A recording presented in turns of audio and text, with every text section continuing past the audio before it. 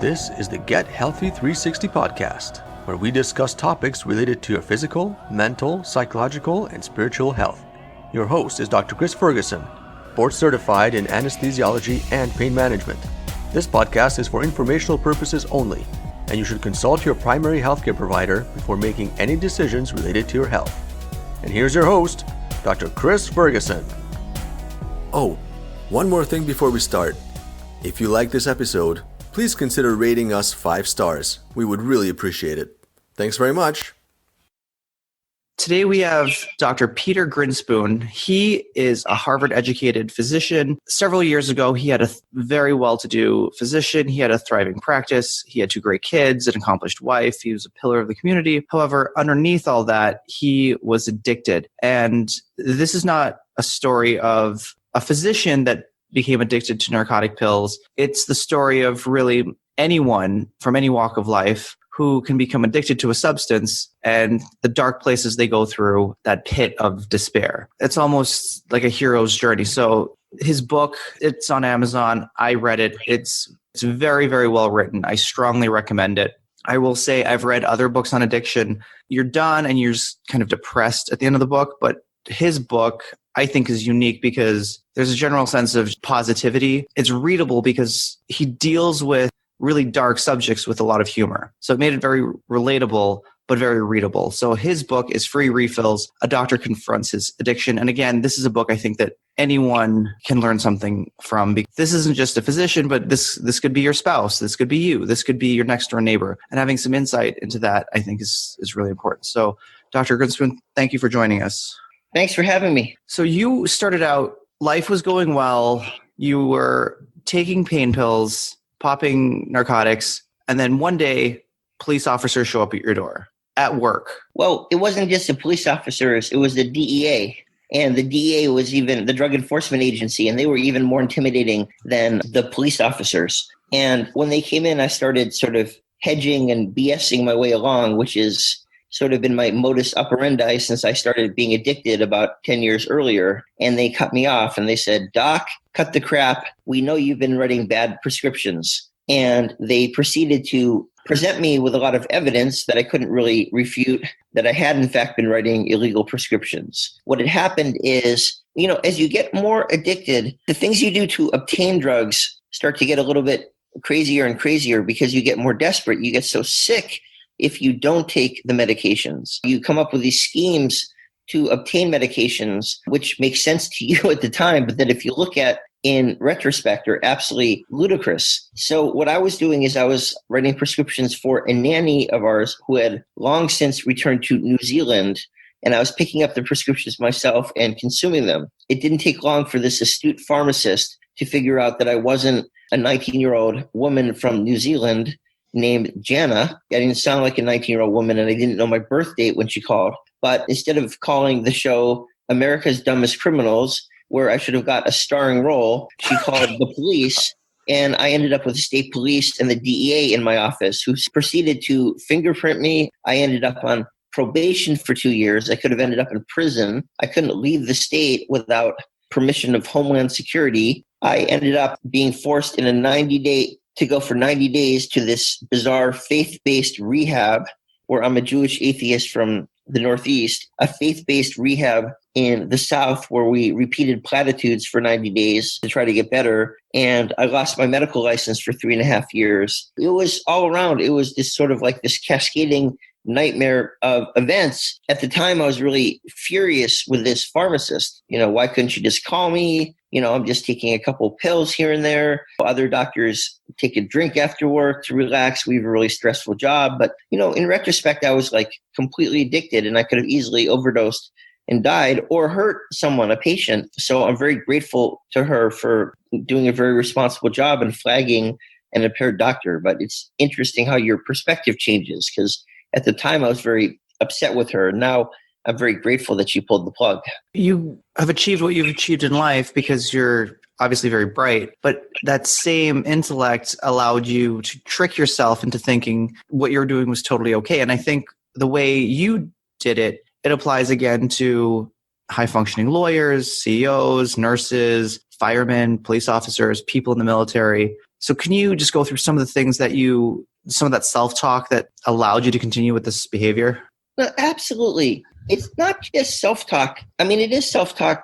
Guilt and shame are a huge part of being addicted. And you feel awful about yourself, and you're lonely, you're isolated, and you're it's sort of like Huck Finn, that book we all read in high school, where he tells a lie, and then because he told a lie, he has to tell a second lie to cover the first lie, and then he has to tell a third lie. And he can't just come clean and say, look, I've been lying the whole time. And then he gets to the point where he's told so many lies, he gets confused and he doesn't even know who to tell what anymore. And it's really stressful. So you're stressed out and you feel guilty and you're ashamed and you feel like you're letting everybody down. But at the same time, it's like cognitive dissonance. You're trying to still feel like a good person and still function with all your relationships in your life. The only way to smooth that all over kind of psychologically is to be in a great deal of denial. I didn't want to feel like an awful person that was letting everybody down. You try to find cognitive structures that allow yourself to get through every day and like wake up and go to work. So again, I think things like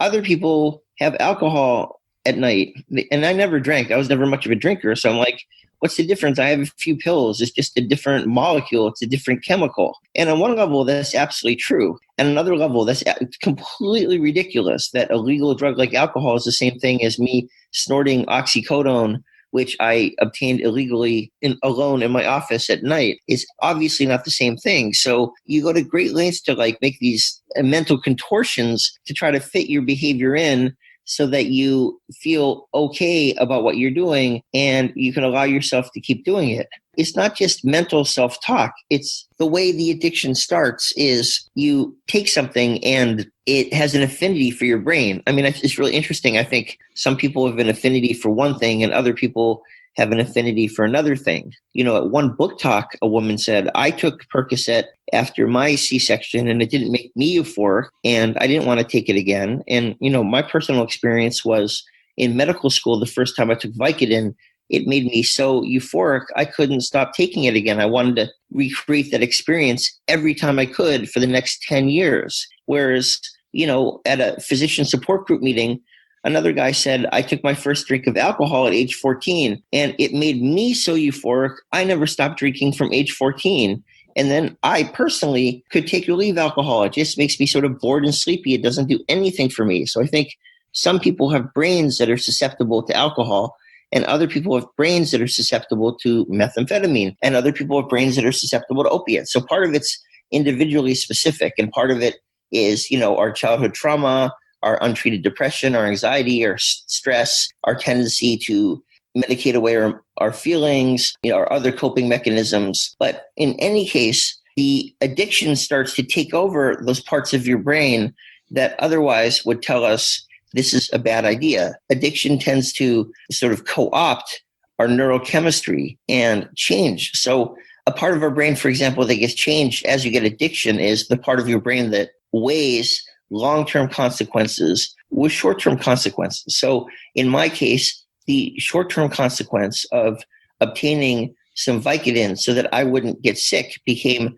much more important than the long-term consequence of, hey, I could get in trouble for writing a bad prescription and lose my medical license. So not only do we deny, but we also make really bad choices that at the time don't seem like bad choices because our brains have changed. And the calculus, the part of our brain that helps us make this calculus, what's a good idea and what's a bad idea, changes as well. So these decisions that seem rational to us, but are totally crazy in retrospect. And in reading the book, from what I got from it was that when people are going through recovery, I don't really want to gloss over the addiction part of it because it was really dark. I think you were suicidal at one point, but you recovered and then you relapsed and you recovered and then you relapsed. And from what I gather, that's fairly common. And the whole time I kept thinking, just don't take any more pills. Like I really just didn't want you to take any more pills. I was thinking the same thing.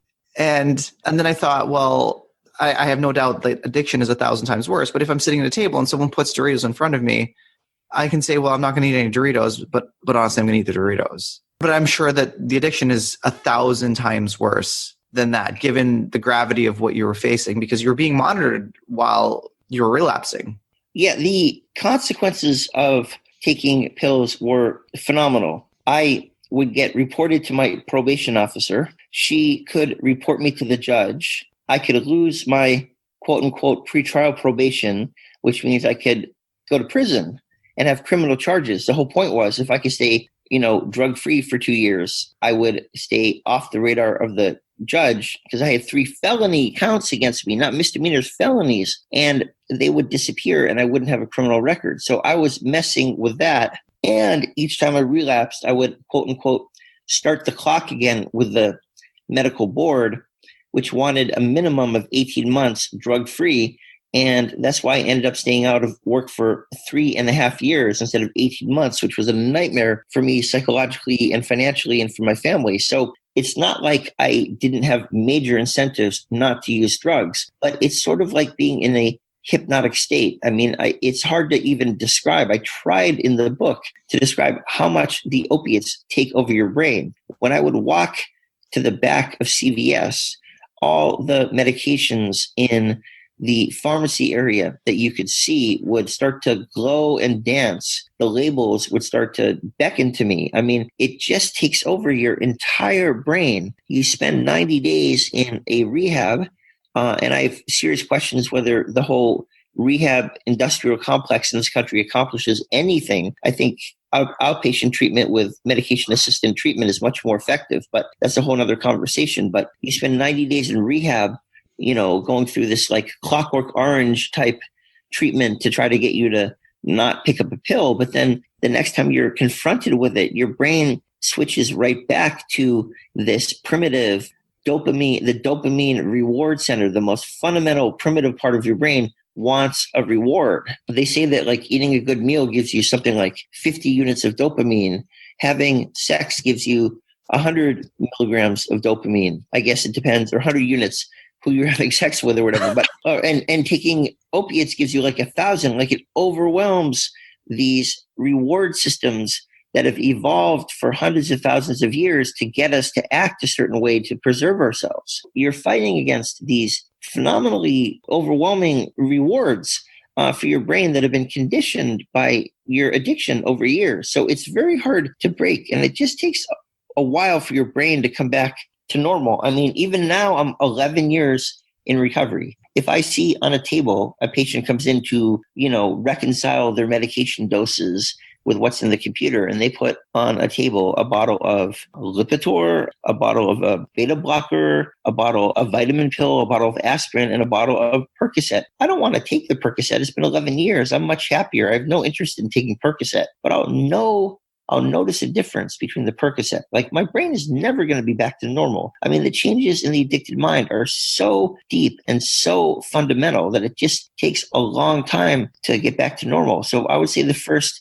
6 months in particular, and then after that, the first 24 months, you're really, really vulnerable. So you learn all these tools to try to resist relapse. But then when you're at a friend's house and you're looking for a Tylenol and you see, oops, there's a bottle of Vicodin, it's pretty hard to not, swallow a couple. So I highly recommend people read the book, but you're going through these relapses and it's just misery. For everybody. For everyone. And for absolutely everyone. What was your guiding light? Because as you said, you're an atheist Jew and these recovery programs are heavily, how would you characterize them? I characterize the average rehab program as a medieval brainwashing. They literally, you go there and repeat platitudes over and over again until your mind is so numb that you can't function, let alone take drugs. And I say that a little bit facetiously, but literally we went in, the medical care was shabby. They made a huge mistake in my medical care, which I won't get into. They almost killed you. They did a very good effort at killing me. You don't take someone off 5 milligrams a day of benzos cold turkey. That's crazy. Of Klonopin cold turkey. That's malpractice. The medical care isn't great. A lot of the counselors' training is they've been through addiction. They're not like, masters in social work. They're not psychologists. They're just like people who are in recovery. So they're not like super trained. You basically spend a lot of time repeating platitudes. Like you sit around and repeat, let go and let God or something like that, which I still don't know what that means. Like I've said it so many times and I'm not quite sure what it means. Some people think that these rehab facilities can actually increase mortality because you take someone who's addicted to opiates, you force them to sit there for 28 days or for 90 days. And granted, they don't overdose while they're there for 28 days or 90 days because you're monitoring them and drug testing them. But then they lose their tolerance and they go out and inject what they used to inject, sort of like when they're in prison, right when they get out, and they've lost their tolerance and then they overdose and die. So some people think that rehabs can actually increase the death rate for people who are addicted to opiates. I think there's got to be such a fundamental overhaul, and there's got to be standardization, and they've got to, very few of them allow medication-assisted treatment, and they still foster this culture that was started in 1935 when AA was started, that abstinence is the only way to go, where most of us are much more interested in harm reduction, where you don't have to be completely abstinent from drugs. You just have to stay alive and do your best to take healthier drugs like suboxone and methadone instead of the fentanyl and the heroin. They're going to kill you because if you're not alive, it doesn't matter if you're absolutely abstinent or not. So a lot has changed since 1935 when Alcoholics Anonymous was originated. Like, we actually now have neurochemistry and MRIs, and many people in the rehab treatment industrial complex still adhere to the big book written by the founders of Alcoholics Anonymous. And it's like, this is like almost 100 years later, and they've really got to get with the modern world. Now, the 12 steps help a lot of people, and I'm all for community and fellowship, but I think it's awful the stigma that they can perpetuate. I know so many people that go into Narcotics Anonymous meetings and they say, well, you're not really in recovery because you're on suboxone, or you're not really in recovery. We don't even want to let you in this meeting because you're on methadone. And that's so ignorant and so out of the spirit of recovery. The 12-step programs, if they carry on this nonsense, this silly stigma, are going to just make themselves completely irrelevant. So they've really got to get with the modern world, as do the rehab industry. The rehab industry right now seems as focused on like making money. And you hear so many horror stories of people that mortgage their house 3 times to send their kids. The burning question I had throughout the book was, you weren't working. So how did you afford to not be working for almost 4 years and still afford rehab? Well, we had money saved up because I was sort of a workaholic and I was working all the time. So we had money saved up to pay for the rehab. And then between rehab and going back to work, I did have long-term disability for work. So I was getting paid a fraction of my salary, which helped us. The hard part was about a year before I went back to work, because my lawyer said, we can't argue at the same time that you're disabled and that you're not disabled. You're healthy to go back to work, but you're disabled. So I had to get off the disability because I was arguing that I was like perfectly fine to go back to work. Sure. So I was really broke like the year before I went back to work. And then to circle back to what you were talking about. So if you could wave your magic wand and have the rehab industry be ideal based on up-to-date science, what would that be? Well, it would be run by addiction specialists. So just to get everyone back up to speed onto where Dr. Grinspoon is. So he got through his addiction. He now practices addiction medicine, and he just gave a speech at Mass General Hospital, standing room only. So you're getting a lot of insight. So you were saying, how would you reform the addiction industry?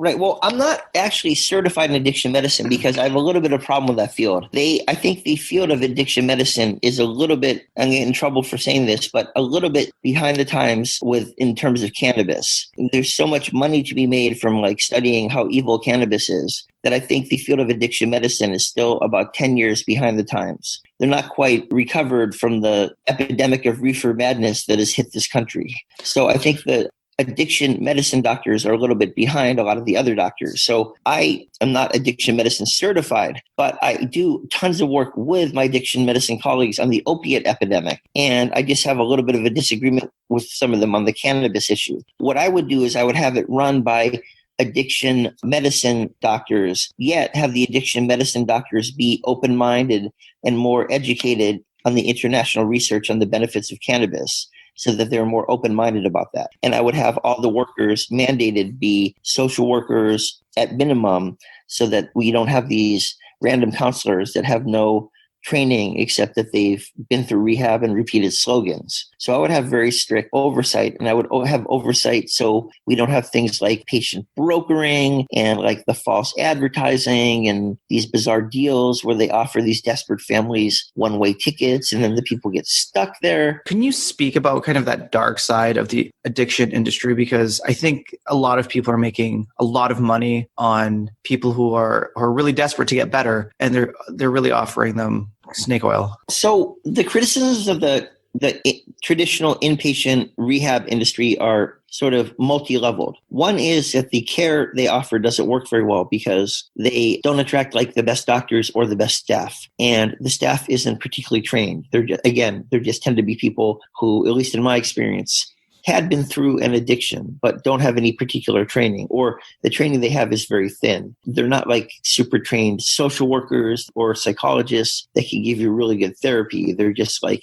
people who have been through this before. And I don't think that's nearly a deep enough training, because 70 to 80% of people who have been through addiction also have simultaneous depression or anxiety that is often been untreated. So you really need to treat the underlying depression, anxiety. And we're also, factoring in more that people have had childhood trauma and that they're medicating their emotions. And people talk about diseases of despair and economic problems and social determinants of health. And people have all kinds of problems if they're medicating away with these drugs. It's not just that they're addicted for a reason. And these rehabs need to have trained social workers or psychologists to help people untangle and treat these other complex problems that made them vulnerable to take the drugs in the first place. Not to mention the neuropsychology involved and the neurochemistry involved. And they need cutting edge addiction psychiatrists and neuropsychologists. What they have is they'll have like a addiction psychiatrist who's, not necessarily on the cutting edge. And, the addiction psychiatrist will be like completely against cannabis. And if you test positive for cannabis, you'll get kicked out, even though there's no evidence that cannabis worsens your outcome whatsoever. If you're on suboxone, for example, buprenorphine, one problem is the quality of care is very mediocre at best at almost all of the rehab facilities. Number two, there's no evidence that the model of a rehab facility is any better than the treatment you would get at your local outpatient clinic. So people come to us in my clinic and get suboxone and counseling, and there's no evidence that people spending $50,000 a month and mortgaging their house will get better care or have better outcomes than people who just come to the clinic, which is obviously vastly less expensive, and get treatments from us. There's a lot of advertising that implies that they do, and that costs a lot of people a lot of money. Three, there's a lot of shady business dealings that goes along that preys on the fact that people are so desperate. Their son is addicted. Their son's overdosed. Their daughter's been in prison. What do? They look online and it's like, mortgage your house, send us $50,000 and we promise we'll cure your child. They have these deals where these third companies broker patients to these rehabs, and people doing these ads don't have anything to do with any particular rehab. It's just sort of a scheme to obtain patients for random rehabs. So they make these promises that they have no ability or idea if they're going to get fulfilled, because they're just brokering patients. And then a lot of times you hear these horror stories. For example, there's been article after article in the Boston Globe about how people get stuck in these dead-end rehabs or in these halfway houses that have subhuman living conditions, and nothing was done for them. And then the deal didn't include a return ticket. So they're stuck in Florida at this awful place. And it's just very predatory. If you ever want to send your family to a family member to a rehab facility, you have to do some really good research and ask around, and do not just do your research on the internet, because it's very easy to make an internet site look good, but there's so much fraud and abuse out there. You have to just ask around, and I don't know the exact specifics, but you have to look up fraud involving Jones Rehab Center, Better Business Bureau, look them up in the Better Business Bureau. And then you just have to ask around, make sure that you're not being taken for a ride, because it's hard to believe that people are this bad. I tend to be a idealist, but people really gladly will take all your money and let your kid die. So you just have to be very, very careful. It's a very predatory industry. And it's particularly awful that it's a predatory industry that produces a product with very little evidence that it actually helps people. Or what's your take then on the difference between methadone, suboxone, and say THC or CBD oil? Methadone and suboxone have been proven to save lives and prevent overdoses. So for someone who is addicted, that is the standard of care for someone who is addicted to opiates. A lot of people swear by THC in terms of getting off opiates. I do not feel comfortable trying that just because there's not evidence yet, and the risk is too high. Like they could overdose and die. It's not like you're coming into my clinic with a migraine and I try it, and if it doesn't work, you get a migraine and have a bad day. The risk is you can overdose and die. So like the risk is just too high. That said, there's so much anecdotal evidence that people are using it to get off opiates that I wouldn't be surprised at all if in the future that's what we're using. If either it's some component of cannabis, which has more than 100 chemicals, if they find some cannabinoids that are helpful, or if it is CBD, because as I mentioned when we were talking before the show, CBD is being investigated for all kinds of addiction. It's being investigated for heroin addiction. It's being investigated for cocaine addiction, methamphetamine addiction, nicotine addiction, and ironically, cannabis addiction. So I think CBD is going to be huge in addiction treatment, but we're just not there yet as like a first line treatment. That said, if a patient wanted to try it, I'd certainly work with them. It's interesting where they legalize cannabis for either medical or recreational use. Not only do the overdoses go down, the overdose deaths go down, and the opiate prescriptions go down. So clearly it is having an effect on the opiate crisis, a large effect, such a large effect that 3 states now have a program where they've legalized cannabis medically, where you can exchange your opiate prescription for a medical cannabis prescription. So I think that's awesome. I'm taking off a lot of patients off of opiates in my practice for cannabis. And I think that I'm not starting a lot of patients on opiates that I would have 20 years ago because cannabis is as effective, if not more effective, with fewer side effects. B, I'm taking patients off opiates. C, patients I have that are on opiates, I'm able to greatly reduce the dose of opiates. And, the risk of overdose and probably addiction is related to the dose. So if I can get someone taking 20 milligrams a day of morphine instead of 100, that's a huge win. And then D, cannabis is extremely effective for opiate withdrawal symptoms.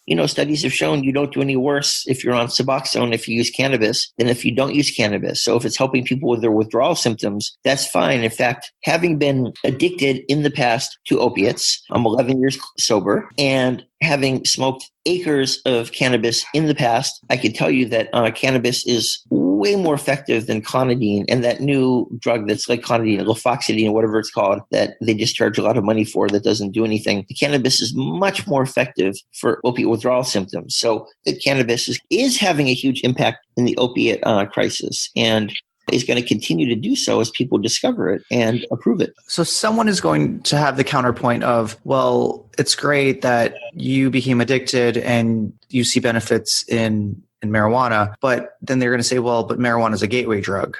It is a gateway drug off of the opiates. It's a gateway drug out of the opiate crisis. The other gateway drug, which was a speaking point in the 1950s, has been so thoroughly discredited. That was a propaganda piece for the United States government. And what they didn't do is they didn't control for tobacco or alcohol. And it turns out that the tobacco and the alcohol are the two substances that were associated with the progression to other drug use. And there might be correlation, but there's actually no causal evidence that using marijuana is associated with using other drugs. And I don't think anybody's even using that argument anymore, because I think the gateway theory has been completely, utterly debunked, even by some of the most hardline anti-marijuana warriors. So I think that's a little bit of an old-fashioned criticism, but it's ironic that people have been resuscitating the word gateway drug because it's looking like a gateway out of the opiate crisis. No matter how positive something is, there are always downsides. So what are the downsides then of legalizing marijuana or also making it available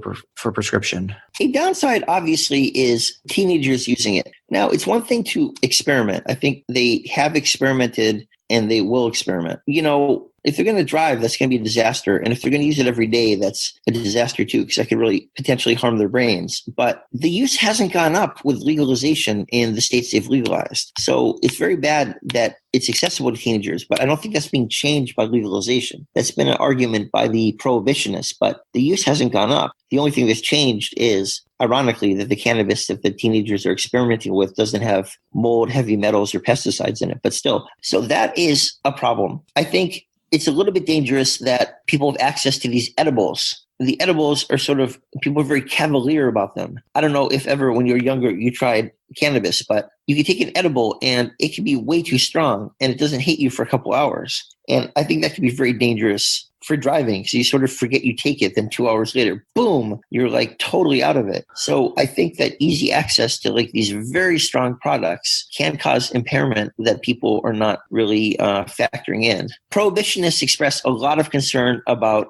commercialization. Now, that has been a straw man that they sort of manufactured. But, as they say, just because you're paranoid doesn't mean they're not out to get you. I think much more recently, the quote unquote big cannabis industry is consolidating. And I think there are some concerns for commercialization. You hear about that company, I forget the exact name of it, that produces Marlboro cigarettes is buying some of the cannabis companies, and the alcohol industry is getting involved. You don't want them advertising to teenagers. You don't want them increasing the use. Like I want it to be legal because, of the racial justice issues.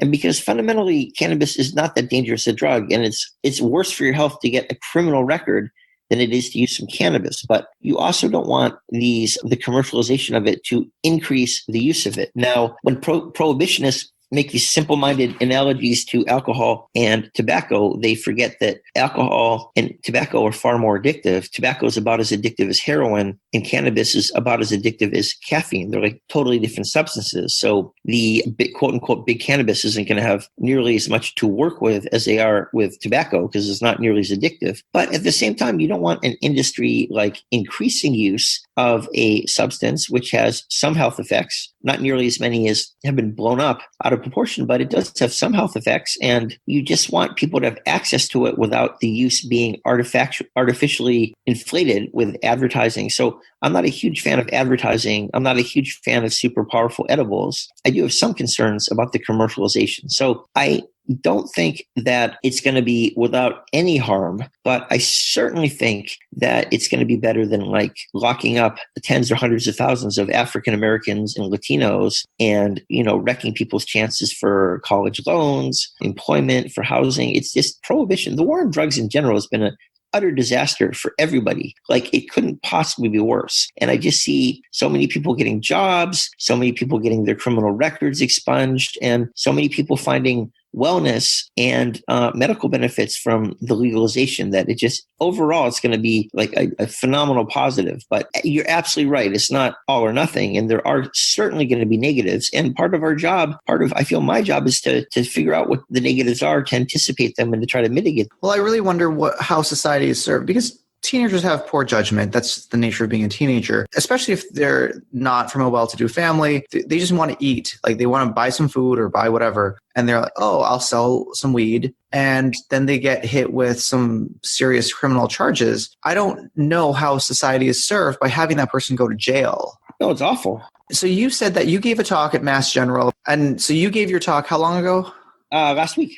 Last week. So what was the reception? It was unequivocally positive, and it was standing room only. Was it cross-specialty? Well, it was for the Department of Medicine. And the talk that I looked at 4 years ago was the Department of Addiction Medicine, which tends to be less enthusiastic about cannabis. Well, they're enthusiastic about criticizing it, but they're less enthusiastic about utilizing it medicinally. So you said the talk you gave to the internal medicine doctors was well received? Absolutely. Did anyone have any criticisms, or was it just very positive? Nobody voiced any criticisms. I don't know if anybody had any criticisms. The interesting thing is that I think in the American medical system, we're in a little bit of a bubble. And we see New England Journal of Medicine, JAMA.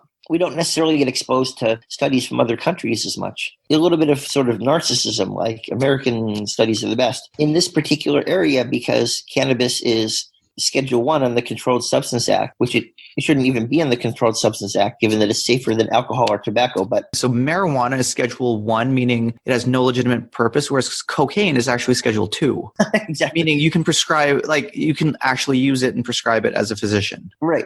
Schedule 1 means high abuse liability, which we know isn't true, and absolutely no medical value, which we know isn't true. So it's just political. And 90% of Americans are in favor of legalizing medical cannabis, including most Republicans and most Democrats. It's not going to be long before this changes. But it's very difficult to do research in this country because it's still Schedule 1 with LSD and methamphetamine and things like that. So it's very difficult to do research in this country. So a lot of the doctors in this country have been fed a diet of like bland 1950s reefer madness in their education and just haven't been exposed to like the modern exciting research that's going on in Canada, in Europe, and in Israel. So I just showed them some of the research in Israel. They did a big study about people using it who are at end of life in cancer care, and about how 96% of patients found that it greatly benefited their life, and about how 18% of the elderly were able to get off opiates, people using it for Crohn's disease, about 30% of them were able to get off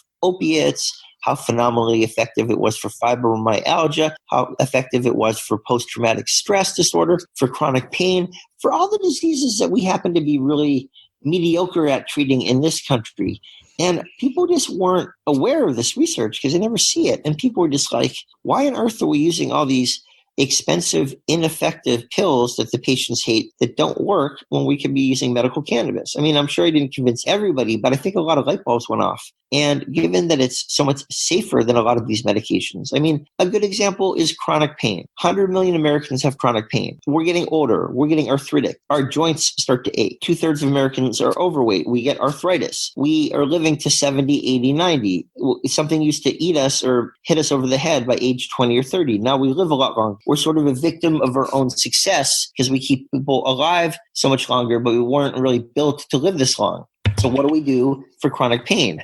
Tylenol does nothing. You can only get so much out of physical therapy. Nobody wants to be on opiates. You get overdose, you get addicted. Even if you don't do anything wrong, you get treated like a prisoner. You have to do narcotics contracts and take drug tests. Anybody who's on opiates will tell you it's a nightmare if you could even find a doctor who will prescribe the opiates, which nobody can because the drug enforcement agency is torturing the doctors. Cannabis is the obvious choice. The greatest segment of our population that is adopting the use of medical cannabis is the baby boomers. I mean, it's exploding for chronic pain, and it's with the different strains. You could use a CBD predominant strain. THC and CBD are the two main components of marijuana, even though, again, it has like 100, and CBD is non-psychoactive. It doesn't even get you high. If you use a CBD predominant strain, it barely affects your consciousness.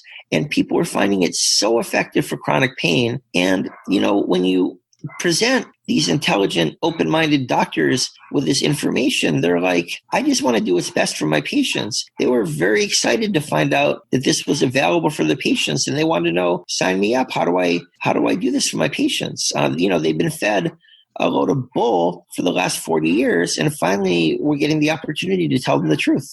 Do you want to comment on the risk profiles of suboxone versus methadone versus THC? Yeah, the suboxone is a lot more convenient to take because you can get into a clinic and you could sign up for once every 2 weeks or once every month. They give you take-homes. I think it's safer than methadone. Methadone can affect your rhythm of your heart, but still methadone is very safe. Both suboxone and methadone have been shown to prevent overdoses and deaths by 60 to 80%. So they're both very, very safe medications for keeping people alive. Methadone is like overly restricted. So doctors, primary care doctors, and addiction doctors are allowed to prescribe suboxone in their office. So if someone's addicted, they can see me in my office.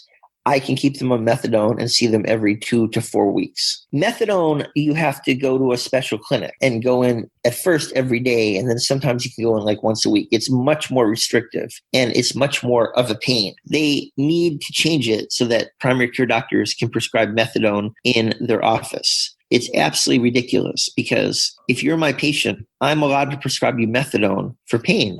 but I'm not allowed to prescribe you methadone for addiction, which doesn't make any sense because people are dying left and right of addiction, and I'm not allowed to give you methadone for addiction. So it's this really bizarre government rule that has to change. I think suboxone's a little bit safer than methadone, and I think methadone impairs you more than suboxone does. I know there are a lot of people that might disagree with that, but I have, being in recovery for 11 years, taken plenty of suboxone and taken plenty of methadone. And suboxone, at least on me, had very little psychoactive effect, and methadone kept me wasted for days. So I personally think it's a myth that methadone doesn't get you high. I think it does, and I think suboxone doesn't. But that's just my personal opinion. I think the risk profile is that suboxone is a little bit dangerous, but not much. Methadone is a little bit more dangerous, but not much. And that THC is one of the safer medications we use. No one has ever overdosed on THC. No one has ever died from THC. As long as you don't drive when you're on THC, it has very few medication interactions. It's literally one of the safest medications we use. So then the natural question is, do you use THC for your recovery? Well, I'm 11 years in recovery, so I don't use anything for my recovery now. And early on, I would use it for withdrawal symptoms. But then, ironically, I started getting drug tested by the physician health services, and I wasn't allowed to use THC, nor was I allowed to use suboxone. So I actually had a high-risk recovery because there's this big stigma where doctors weren't allowed to use suboxone, which is the thing that keeps people in recovery from opiate addiction alive more than anything else, because they wouldn't let you go back to work on suboxone because they thought the physician health services and the medical boards, who are supposed to be the people most free of stigma, thought that you were quote unquote impaired if you were on suboxone. So suboxone was, and my rehab was more focused on voodoo than it was on science. So I was never offered suboxone either by my rehab, by my treaters, by my physician health service, or by the medical board. So I was actually never offered the treatment that keeps people alive for opiate addiction. So I had to go the abstinence route. So I was never offered suboxone. Not only was I, as you read in the book, taken off my Klonopin cold turkey, which is like life-threatening, I also was never offered suboxone, which was also sort of life-threatening as well.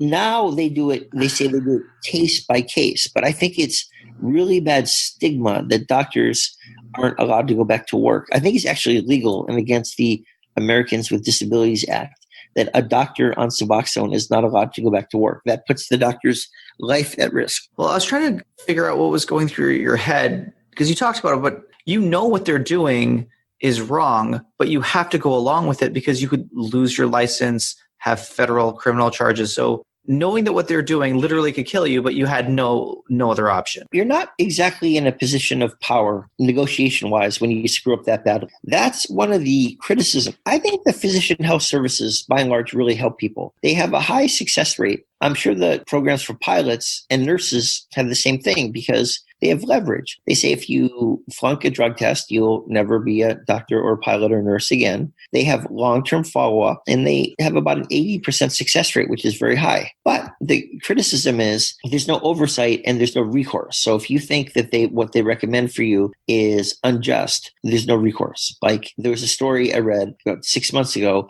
about a doctor who voluntarily disclosed that he smoked marijuana socially a couple times a month. And, again, this gets back to what I said earlier, the hysterical addiction psychiatrist, which they don't seem to understand the concept of recreational marijuana use. Were like, oh, cannabis use disorder. And they tried to send him to rehab for 3 months. And the poor guy had to go to rehab for 3 months and spend, $150,000. And then, that was just like psychologically damaging, financially ruinous, and a complete waste of time. So there's no oversight. There needs to be reform of that as well, because a lot of the times they get it right, but sometimes they don't get it right. For example, when they say we're not letting a doctor go back to work if they're on suboxone. Now they say it's case by case, but when I was there, they just wouldn't let a doctor go back to work on suboxone. And when I was there, I was saying, look, if a patient's on medical cannabis, they need to be allowed back to work. And they were so against that. I got nowhere arguing against it. All the addiction psychiatrists were like, absolutely not. And I'm like, what do you mean absolutely not? It's legal in Massachusetts. And they completely shot it down. So I defend physician health services because I think they really help physicians. But at the same time, I agree that they need to have oversight and recourse, because they have so much control over a physician's not only livelihood, but mental health treatment. And if you're going to be able to say to someone, you have to go to rehab for 90 days, the person has to have the ability to say, well, look, I just was smoking a puff of marijuana twice a month. I voluntarily disclosed that. It's legal. And these guys are hysterical about marijuana. I need this to be looked at by someone else who's objective. So I do agree with the oversight fact. So just to be respectful of your time, do you have any comments or thoughts for people as they go through or maybe going through these phases of they're high functioning, they know they have a problem, but they really haven't been caught, or someone who just has, say, had the DEA and police show up at their door, to someone who's kind of at that bottom pit of going through the withdrawal recovery process, and give them some sort of light at the end of the tunnel? Absolutely. I mean, part of why I wrote the book Free Refills is because I'm really concerned that to start with doctors and then to expand. If you're a doctor or a nurse and you are in trouble with drugs or alcohol, it's really hard to get help because what's offered to you is punishment, not support. If you say, I'm having trouble with drugs or alcohol or depression or bipolar, you get punished. The board punishes you. And that's absolutely crazy. So because of that, instead of getting help, people just suffer in silence and hope the problem goes away. And that is the most dangerous possible situation. Much safer is a doctor or nurse or pilot who you know has a problem, who you're monitoring, treating, and helping. These, in fact, tend to be the best and safest doctors and nurses or healthcare providers or dentists or whatever, because you're helping them, you're supporting them, their problems are out in the open and they're working on them. Everybody has problems. What you don't want is all the people who their problems are subterranean. You don't know that they're drinking too much or they're depressed or they're, on the ledge. And I think that's characterizes a ton of people because we have this epidemic of burnout and depression in the medical community. So part of why I wrote, again, Free Refills is to try to get this out in the open and to try to change the climate so that people can ask for help. We're reading all over the place about addiction in the workplace. What needs to be able to happen is that people need to be able to ask for help without getting into trouble. If it's punitive, no one's going to ask for help. If it's not punitive, people are going to ask for help. So we need to get rid of the stigma and we need to provide more robust programs for people to be able to ask for help in a way that they can be assured they won't get in trouble. Because who in their right mind is going to ask for help if they're going to get in trouble? Like, you'll learn that at age 4. You don't ask for help if you're going to get in trouble. That's crazy. And the other thing I'd say is, even if there is going to be trouble in your marriage or trouble with your kids or trouble at work, if you're struggling with drugs or alcohol or depression, I would urge you to kind of find your inner courage and to ask for help. Our secrets make us sick. Addiction is a disease of loneliness and isolation. My belief, and this totally bore itself out in my case, is that you will get help for this problem. The question is whether you're going to get help earlier before it invades the rest of your brain and your whole life, or you will get help later. And if you get help earlier, it's going to be more on your own terms with you asking for help, or you're going to get help later like I did with the state police and the DEA imposing help on me with my life in shambles. So I think people do get help for these problems. It's just a question of whether they are proactive and get help on their own terms by asking their family and friends for help, which is really hard to do, or whether they get help later because they have screwed up their lives completely. So if you can, just try to get help early, even though it's really, really difficult to do. Talk to your primary care doctor, find a local addiction specialist, talk to your best friend, trust your spouse, and really just say, I'm having trouble, help me, ask for help. People that don't do well are the people that try to do it themselves. The people that do well are the ones that are humble enough and trusting enough to ask for help. So don't be afraid to ask for help. Say there's specifically a nurse or healthcare provider or fireman or pilot or what have you. They